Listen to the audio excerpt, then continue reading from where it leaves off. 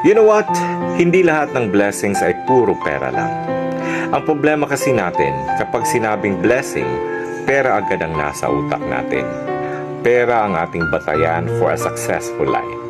Yung pera lagi ang dahilan for our happiness in life. Oo naman, di ba? Kasi naggagawa natin lahat ng gusto natin dahil sa pera. Pero alam mo, magkaiba ang happiness at ang joy. Kasi ang happiness always requires happiness para magiging happy ka. Like for example, inaantay mo lagi ang sweldo para may pera ka. Kumain, bumili ng gusto mo, makagala kasama ang kaibigan at uminom.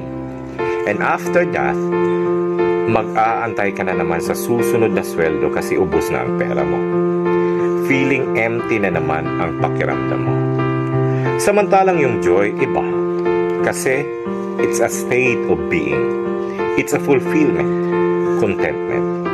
Andyan yung blessing ng buhay, buo ang pamilya, walang mga sakit, may iilan pero totoong kaibigan, bagong mga opportunities at memories in life.